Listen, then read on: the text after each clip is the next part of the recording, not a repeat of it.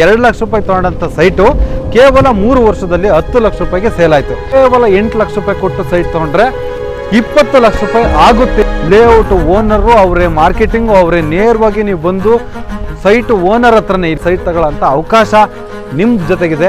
ಗೊತ್ತಿರೋರೊಬ್ರು 2 ಲಕ್ಷ ತಗೊಂಡು 10 ಲಕ್ಷ ಮಾಡ್ಕೊಂಡಿದ್ದಾರೆ ಅಂತ. ಅದು ನಮ್ದೇ ಪ್ರಾಜೆಕ್ಟ್ ಸರ್, ಇದೇ ಪಕ್ಕದ್ದೇನೆ. ಕೋವಿಡ್ಗೂ ಮುಂಚೆ 2 ಲಕ್ಷ 630 ಸೈಟ್ ಕೊಟ್ಬಿಟ್ವಿ ಸರ್. ಅದನ್ನ ಕ್ಲೋಸ್ ಮಾಡಿ ಈಗ ಪಕ್ಕದಲ್ಲೇ ಇದು 5 ಎಕರೆ ಫೇಸ್ 3 ಅಲ್ಲಿ ಮಾಡ್ತಾ ಇರೋಂಥ ಪ್ರಾಜೆಕ್ಟ್ ಇದು. 15ರಿಂದ 20 ಪ್ರಾಜೆಕ್ಟ್ ಮಾಡಿದೀವಿ. ಒಂದು 5,000 ಸ್ಯಾಟಿಸ್ಫೈಡ್ ಕಸ್ಟಮರ್ಸ್ ಇದ್ದಾರೆ. ಡೈರೆಕ್ಟ್ ಓನರ್ ಇರೋದ್ರಿಂದ, ಈಗ ನಾವೇ ಓನರ್ ಆಗಿರೋದ್ರಿಂದ ನಿಮ್ಗೆ ಮಿನಿಮಮ್ ಇಲ್ಲೇ 2ರಿಂದ 3 ಲಕ್ಷ ಇಲ್ಲೇ ಉಳಿಯುತ್ತೆ. ಟೋಲ್ ಬರ್ತಾ ಇದೆ, ಹೈವೇ ಆಗ್ತಾ ಇದೆ ಅಂತಂದ್ರೆ ಡೆವಲಪ್ಮೆಂಟ್ ಯಾವ ತರ ಇದ್ದೇ ಇರುತ್ತೆ ಅಂತ.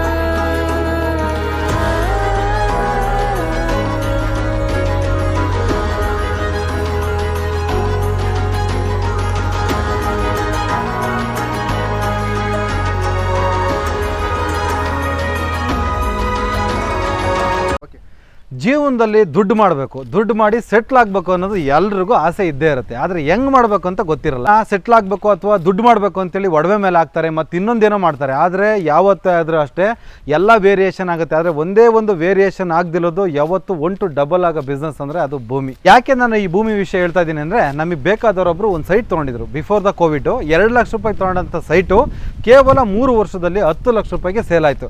ಸೊ ಎಷ್ಟೋ ಜನಗಳು ಈಗ ಸೋಷಿಯಲ್ ಮೀಡಿಯಾದಲ್ಲಿ ಬರೀ ಲೇಔಟು, ಸೈಟು ಏನೇನೋ ಮಾಡ್ತಾ ಇದ್ದಾರೆ. ಎಷ್ಟೋ ಜನ ಲೇಔಟ್ ಓನರೇ ಬೇರೆ ಇರ್ತಾರೆ, ಮಾರ್ಕೆಟಿಂಗ್ ಯಾರೋ ಮಾಡ್ತಾರೆ. 1 ಲಕ್ಷ ರೂಪಾಯಿ ಬೆಲೆ ಬಾಳೋಂಥ ಸೈಟು ಮಾರ್ಕೆಟಿಂಗ್ನವ್ರ ಕೈಗೆ ಹೋಗಿ ಅದು ನಿಮ್ಮ ಕೈಗೆ ಬರೋ ಅಷ್ಟೊತ್ತು 5 ಲಕ್ಷ ಆಗಿರುತ್ತೆ. ಆದರೆ ಇವತ್ತು for the first time layout owner ಅವರೇ, ಮಾರ್ಕೆಟಿಂಗು ಅವರೇ, ನೇರವಾಗಿ ನೀವು ಬಂದು ಸೈಟ್ ಓನರ್ ಹತ್ರನೇ, ಈ ಲೇಔಟ್ ಓನರ್ ಹತ್ರನೇ ಸೈಟ್ ತಗೊಳ್ಳೋಂಥ ಅವಕಾಶ ನಿಮ್ಮ ಜೊತೆಗಿದೆ. ಇವತ್ತು ನಮ್ಮ ಜೊತೆಗಿದ್ದಾರೆ ಈ ಸೈಟ್ ಓನರು. ಹೇಗೆ ಇದು ಆಗುತ್ತೆ? 2 ಲಕ್ಷ ರೂಪಾಯಿ ಕೊಟ್ಟಂಥ ಸೈಟು 10 ಲಕ್ಷ ರೂಪಾಯಿ ಆಗುತ್ತೆ ಕೇವಲ 3 ವರ್ಷದಲ್ಲಿ.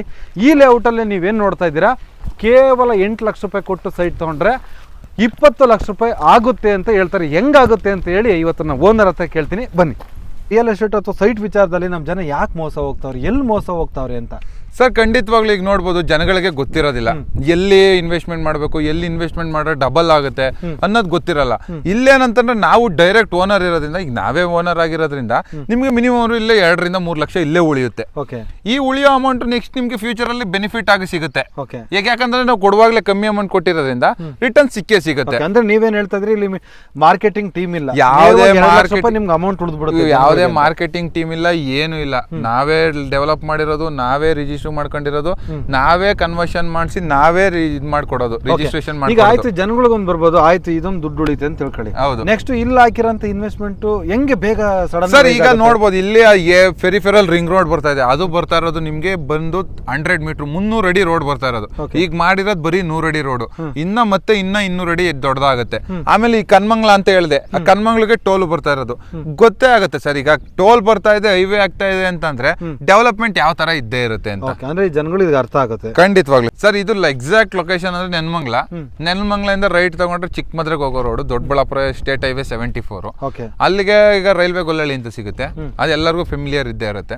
Railway Gollalli next Kanamangala gate ಬರೋದು, ಅಲ್ಲಿಗೆ ಟೋಲ್ ಬರ್ತಾ ಇರೋದು. ಆ ಟೋಲ್ ಹೈವೇ ಇಂದ 1 ಕಿಲೋಮೀಟರ್ ಅಲ್ಲಿ ಕೆಂಜಿಗದಹಳ್ಳಿ ಅನ್ನೋ ವಿಲೇಜ್ ಗೆ ಅಟ್ಯಾಚ್ಡ್ ಆಗಿ ಮಾಡಿರೋದು ಸರ್. ಫ್ರೀ ಸೈಟ್ ವಿಸಿಟಲ್ ಸೀನಿಯರ್ ಎಕ್ಸಿಕ್ಯೂಟಿವ್ ಬರ್ತಾರೆ, ತೋರಿಸ್ತಾರೆ ಸುತ್ತಮುತ್ತ ಏನೇನು ಡೆವಲಪ್ಮೆಂಟ್ಸ್ ಆಗಿದೆ, ಯಾವ್ಯಾವ ಸೈಟ್ ಅವೈಲೇಬಲ್ ಇದೆ, ಯಾವ್ಯಾವ ಡೈಮೆನ್ಷನ್ ಸೈಟ್ ಅವೈಲೇಬಲ್ ಇದೆ ಅಂತ ತೋರಿಸ್ತಾರೆ.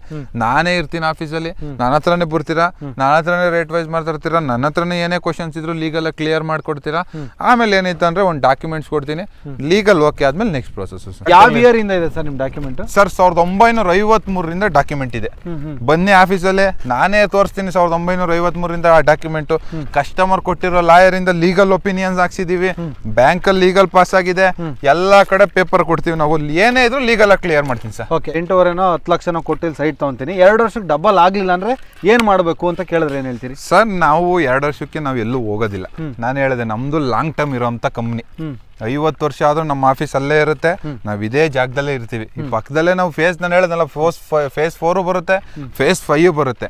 ನೀವು ಜಸ್ಟ್ ನಮ್ಮ ಆಫೀಸ್ಗೆ ಒಂದು ಫೋನ್ ಮಾಡಿದ್ರಿ ಅಂತಂದ್ರೆ ನಾವೇ ರೀಸೇಲ್ ಮಾಡಿ. ನಮ್ಮ ಹತ್ರ ಕಸ್ಟಮರ್ಸ್ ಇದ್ದೇ ಇರ್ತಾರೆ ಸರ್, ಯಾಕಂದ್ರೆ ನಮ್ಮ ಸರ್ವಿಸ್ ಆ ಥರ ಇದೆ. ಈಗ ನೆಗೆಟಿವ್ ಕಮೆಂಟ್ ಹಾಕಂತವ್ರು ಹಾಂ ಸರ್ ನಿಮ್ಮ ಒಂದು ಲೇಔಟಿಗೆ ಬಂದು ನೋಡಿದ್ದೆ ಆದ್ರೆ ಹಾಂ ಸರ್ ನೀವೇನು ಅಶ್ಯೂರೆನ್ಸ್ ಕೊಡ್ತೀರಿ ಅಂತ?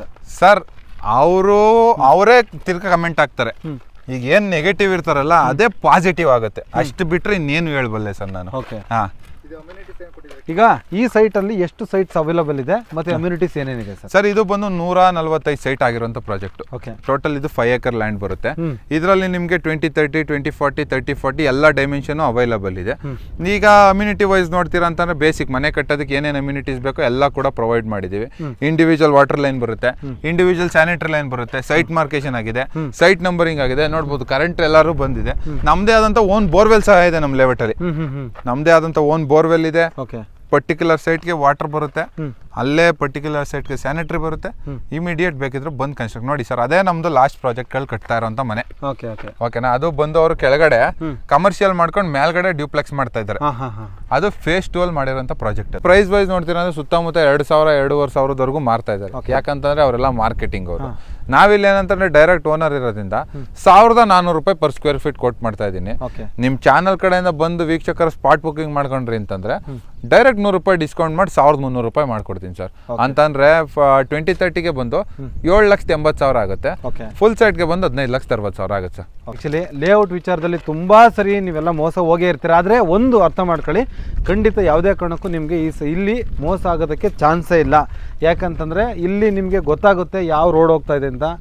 ದೇವನಹಳ್ಳಿ ಹೈವೇಗೆ ಹೋಗ್ತಾ ಇದೆ ಒಂದು ರೋಡು, ಮತ್ತು ಒಂದು ಟೋಲ್ ಬರ್ತಾ ಇರೋದ್ರಿಂದ ಪ್ರತಿಯೊಬ್ಬರಿಗೂ ಇದು ಜಸ್ಟ್ ನೀವು ಒಂದು ಕ್ಷಣ ಯೋಚನೆ ಮಾಡಿ, ಎಲ್ಲಿ ದುಡ್ಡು ಹಾಕಿದ್ರೆ ಡಬಲ್ ಆಗುತ್ತೆ ಅಂದರೆ ಎಸ್, ಖುಷಿ ಡೆವಲಪರ್ಸಲ್ಲಿ ಈ ಒಂದು ಪ್ರಾಪರ್ಟಿನಲ್ಲಿ ನೀವು ದುಡ್ಡು ಹಾಕಿದ್ರೆ 100% ಡಬಲ್ಲು ಆಗುತ್ತೆ. ಜೊತೆಗೆ ನೀವು ಮನೆ ಕಟ್ಕೊಂಡ್ರು ಕೂಡ ನಾಳೆ ದಿನ ಅದು ನಿಮಗೆ ಅಸೆಟ್ಟಾಗಿ ಉಳಿಯುತ್ತೆ. ಅದಕ್ಕೆ ಏನೇ ಡೀಟೇಲ್ಸ್ ಬೇಕಾದರೂ ವಿಡಿಯೋ ಮೇಲೆ ಕಾಣೋಂಥ ನಂಬರ್ಗೆ ಕಾಲ್ ಮಾಡಿ, ನೇರವಾಗಿ ನಿಮಗೆ ಓನರೇ ಸಿಗ್ತಾರೆ, ಇವರೇ ರಿಜಿಸ್ಟರ್ ಮಾಡಿಕೊಡ್ತಾರೆ.